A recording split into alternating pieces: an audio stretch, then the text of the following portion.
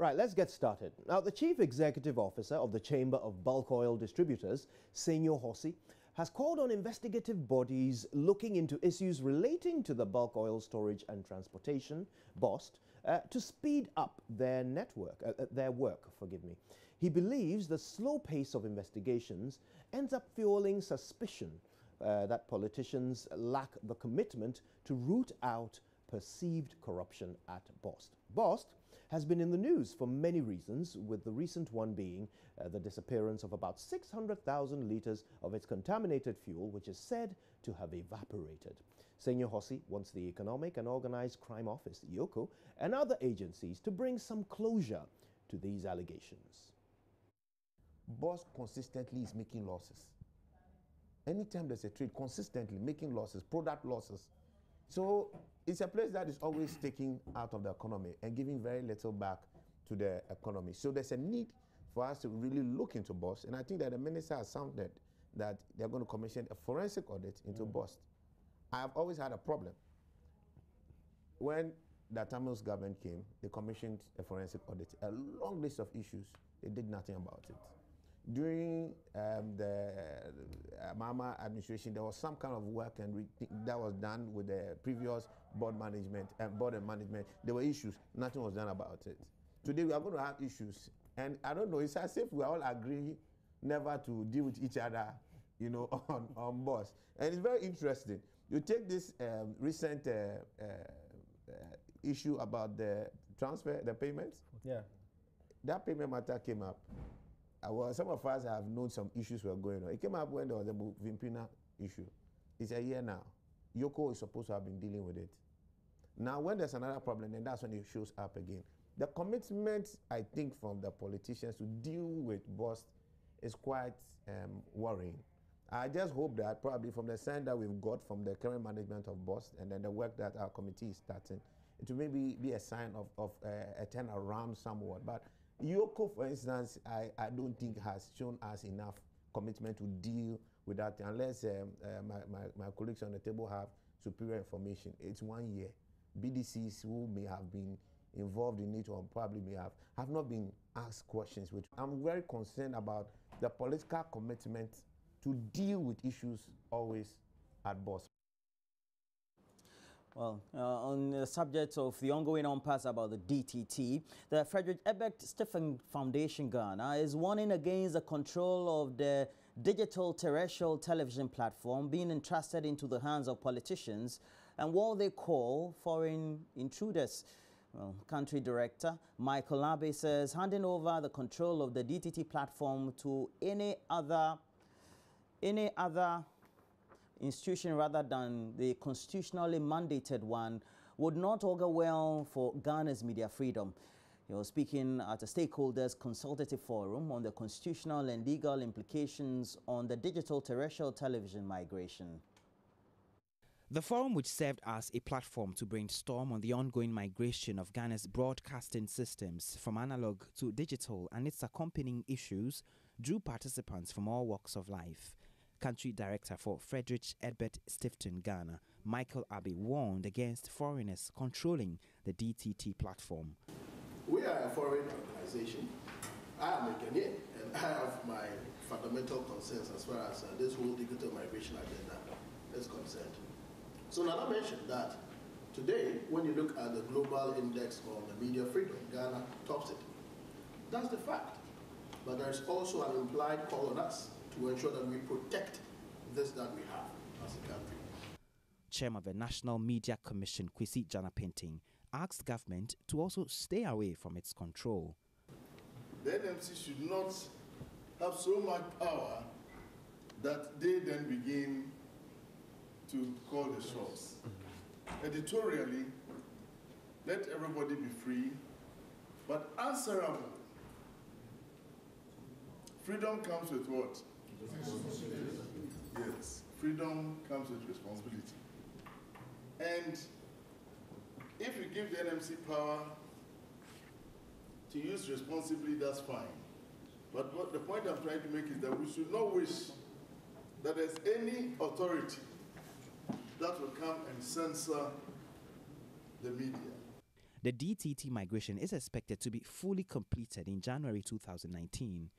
As it stands now, KNET has constructed about 53 digital television transmitting sites nationwide and a platform to host 40 channels, with Star Times expected to upgrade it to host 100 channels in phase 2 of the project should government be able to access the China Exim Bank loan facility. Fred Kwame Asari's report for JoyNews. Let's go to Cape Coast now, where the National Union of OT Students is entreating all who stay in the yet-to-be-created OT region to ignore dissenting views and support the creation of the new region. Now, the students say that they have noted with dismay claims by some prominent persons against the creation of the new region. Now, they want the people to disregard such claims and rather show keen interest in the process by taking part in the referendum that will ultimately shore up development and improve their livelihoods. The students, drawn from Santrofi, Akwefu and Lolobi, as well as Likpe, held a news conference at the University of Cape Coast. Enoch Lelabi Kwajode is the convener of the students. We entreat all to note that the die has been cast and the window opportunity to determine whether or not to be part of the OT region and the boundary has been drawn. And the opportunity was given to the people to come and share their views whether or not they support it or not. And the Commission of Inquiry has done their work, and the only remedy available is for the people to exercise their constitutional rights by voting in the referendum to determine whether to be part or not. This will help accelerate development in the area. And we want to say that this is purely a constitutional matter, and anybody introducing any extraneous matters should be disregarded. And we support the OT region once again because it makes administration closer to the people. Convenience and mobility is one of our biggest challenges. Traveling from Kwasa, for instance, to Ho is just like traveling from Ho to Takrady in the Western region. And this is affecting productivity in the region. And we say that when our region is granted, it will draw administration closer to the people. The proposed OT area have lots of deficits in educational infrastructure and architecture. And out of the 97 high schools, senior high schools in the region, only 17 are found in the OT area, while 79 is in the south. Our area is a very heavy cocoa producing area. And in fact, when in the last crop season, only Santrokofi, Akpafu Lolobi, Likpe areas and the Jaskan areas produce over 7,000 metric tons of cocoa. When it comes to roads infrastructure, our road network is nothing to write home about, especially the infamous Eastern Corridor Road. I hope some of you have seen the videos on social media as to the stretch from the Akpafu stretch through to Jaskan and the Nkwanta stretch. The Eastern Corridor Road is something that we have been crying over. And when the opportunity came for priority to be given to the Eastern Corridor Road, some other people voted that they needed an airport in Ho, and today the airport in Ho is completed. And I don't know how many people from Lolobi, Akpafu, Santrokofi who will be able to afford to take aircraft to Ho and also take vehicle to fly to our village. And we believe that when we get the OT region, the Eastern Corridor Road will be given priority to. Well, let's move on. Let's go to the Ashanti region. And herdsmen want government to recognize them as key players in the agriculture sector, just like crop farmers and fishermen. At a stakeholders meeting in Kumasi, the herdsmen recounted their contribution to Ghana's development and subsequently complained of neglect by both past and current government. Mahmoud Mohammed Nuruddin now reports. This our business of cattle. It's not only for us as a Fulani people, it's for the entire country as well, because we are only grazing them. And when we finish grazing, we take them to the market. Who are the consumers? It's the population of the country who are consuming.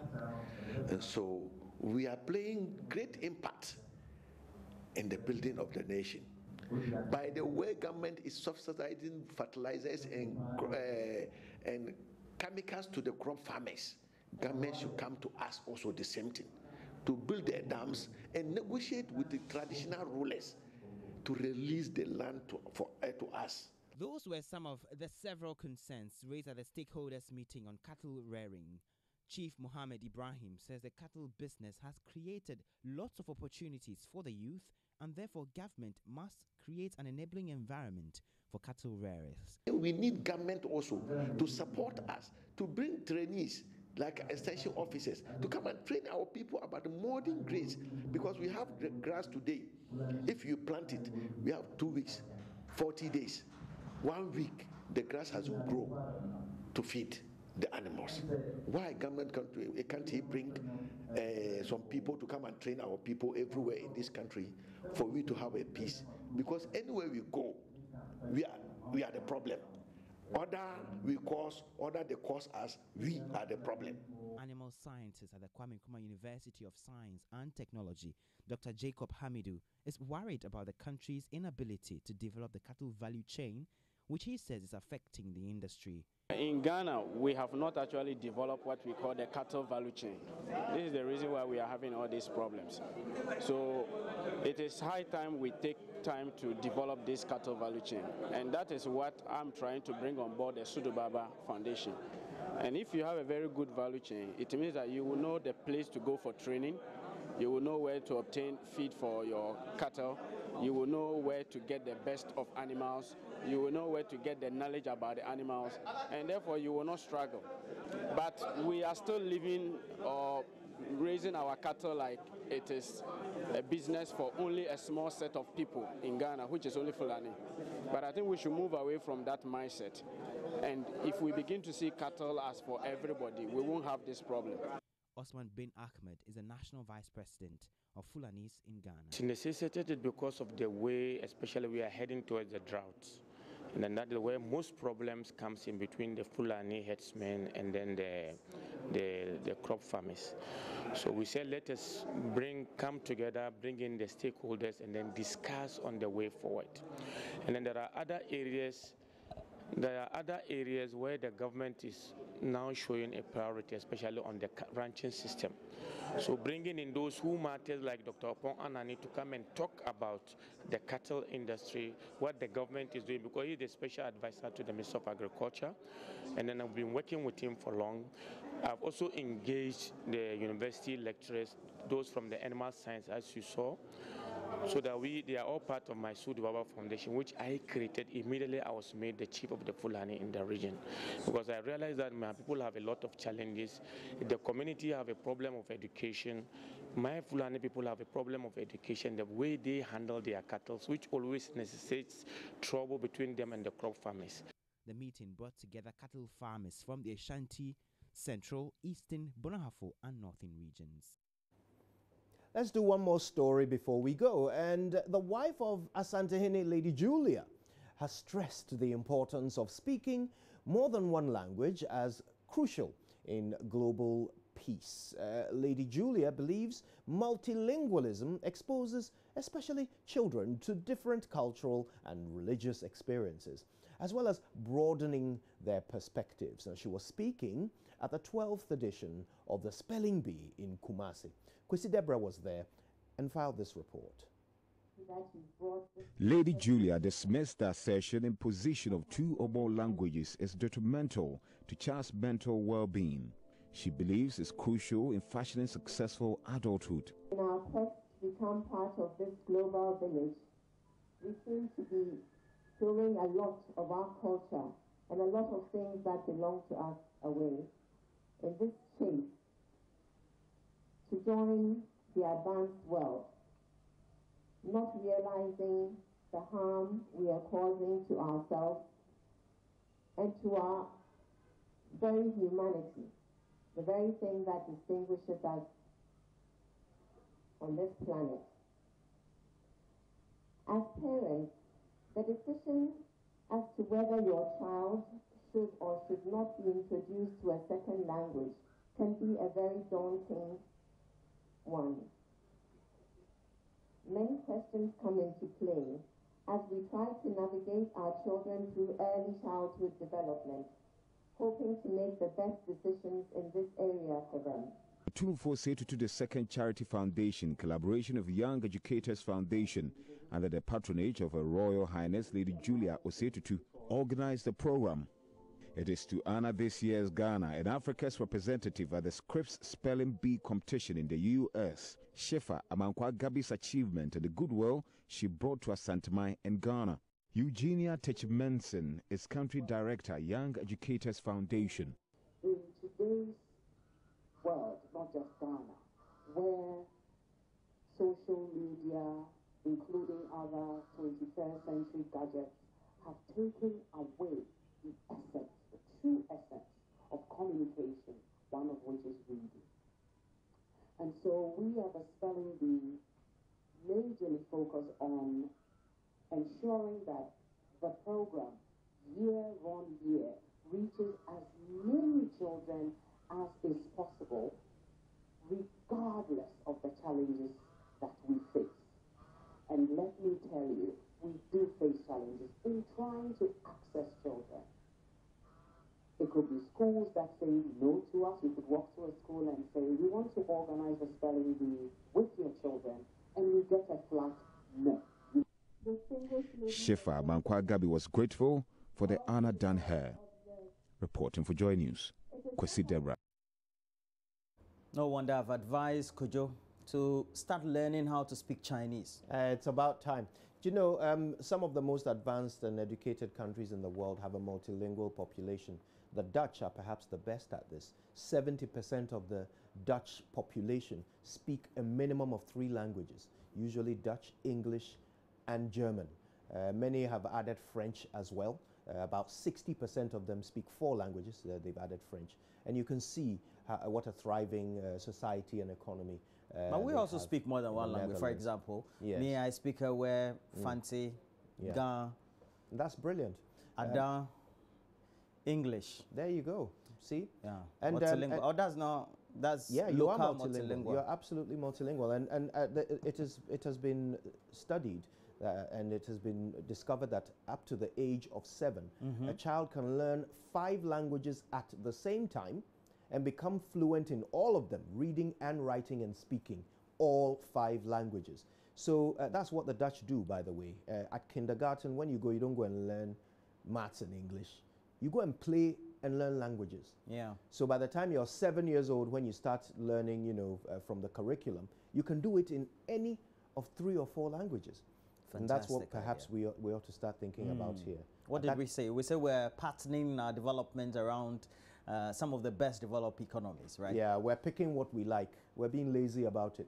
We're picking what we like from their economy and leaving the rest. And the things we're picking from the 50s. Nothing modern. Nothing modern. We're still testing children. I think that we even haven't picked enough. You know, in 1897, there was a debate in Congress about how to have the tubes in New York. For trains. Yeah. 1897. Yeah.